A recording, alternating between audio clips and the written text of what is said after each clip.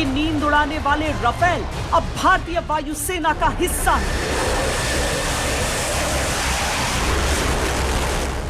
भले उनकी तैनाती अभी लद्दाख क्षेत्र में नहीं हुई है, लेकिन वो जिस अंबाला एयरबेस पर हैं, वहां से ईस्टर्न लद्दाख की दूरी मात्र आधे घंटे की उड़ान पर है। यानी चीन की जरा सी हरकत होते ही राफेल रणभूमि में होंगे।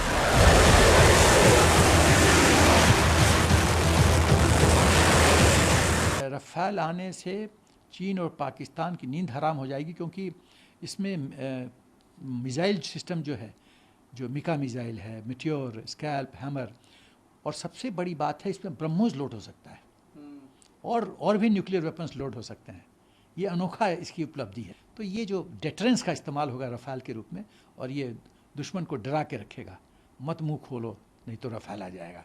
रक्षा मंत्री राजनाथ सिंह और वायुसेना प्रमुख का यह कहना कि इंडियन एयरफोर्स में राफेल के शामिल होने का इससे बेहतर समय और कोई नहीं हो सकता था, इस बात की ओर इशारा करता है कि दुश्मन की चुनौती सर पर है। राफेल डील भारत की नेशनल सिक्योरिटी में एक गेम चेंजर है। हमारी सीमाओं पर जिस तरह का माहौल हाल के दिनों में बना है, या मैं सीधा कहूं कि बनाया गया है, उनके लिहाज से यह इंडक्शन बहुत ही अहम है। भारत ने लद्दाख क्षेत्र में Su-30, MiG-29, Miraj 2000, Chinook, Apache की तैनाती पहले से कर रखी है, और यह तैयारी ठीक वैसे है जैसे युद्ध काल में जमीन पर टैंक्स की तैनाती की जाती है। संकेत साफ है कि युद्ध की साजिश को भारत नकार नहीं रहा।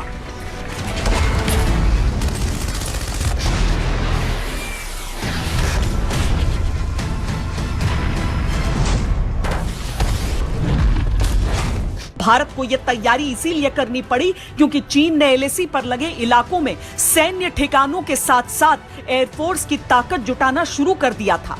उसने तिब्बत के होतान क्षेत्र में एयरबेस तैयार किया। चीन ने एलएसी से सिर्फ 200 किलोमीटर दूर इस एयरबेस पर अपने चेंगडू J-20 स्टेल्थ लड़ाकू विमान एलएसी पर सक्रिय किए, और अब तो उसने परमाणु बम गिराने वाले H-6 बॉम्बर विमानों के साथ तिब्बत के पठारी क्षेत्र में युद्धाभ्यास भी शुरू कर दिया है।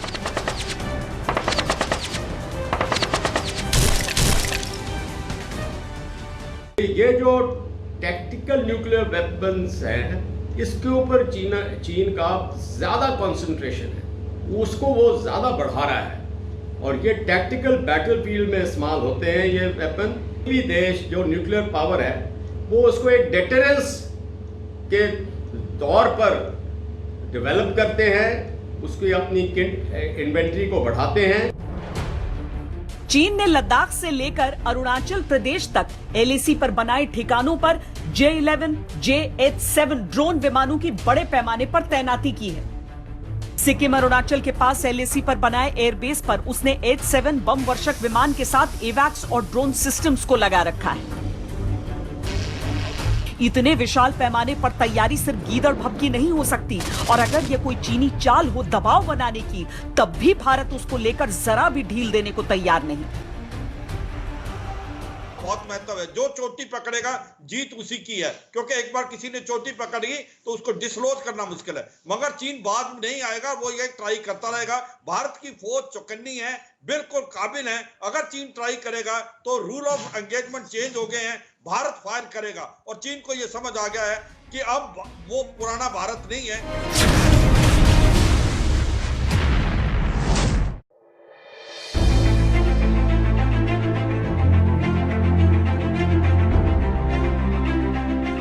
चीन को अगर यह लगता है कि सर्दियों में जब तापमान -40 से -60 तक जाएगा तब वो स्थिति उसके लिए माकूल होगी, तो ये उसका गलत अंदाजा है। 1962 में जरूर सर्दियों की स्थिति भारत के सैनिकों पर भारी पड़ी थी, लेकिन अब वो स्थिति पूरी तरह पलट चुकी है।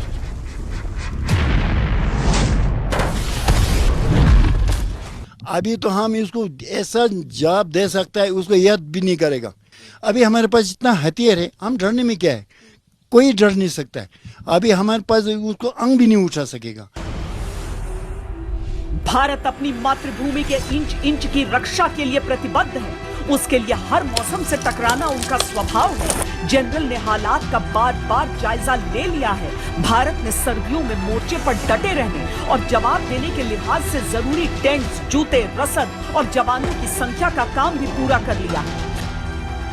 Keeping in view of the situation, we had undertaken some precautionary deployments for our own safety and security, and these deployments we undertook along the LAC so that our security and integrity remain safeguarded.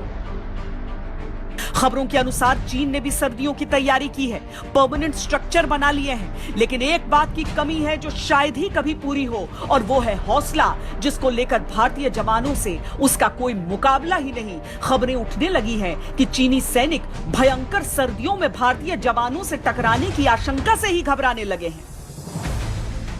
China never provoked any war or conflict and never occupied an inch of other countries' territory.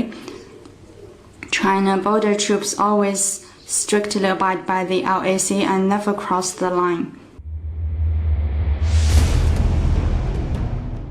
हो सकता है कि भारत की तैयारियों से घबराया चीन सिर्फ टकराव को लंबा खींचने की स्थिति में भारत की शक्ति से मैच करने की कोशिश कर रहा हो, लेकिन अक्टूबर की सर्दी में चीन के चालबाज चरित्र पर भरोसा नहीं किया जा सकता और ये युद्ध का एक मजबूत संकेत तो है ही।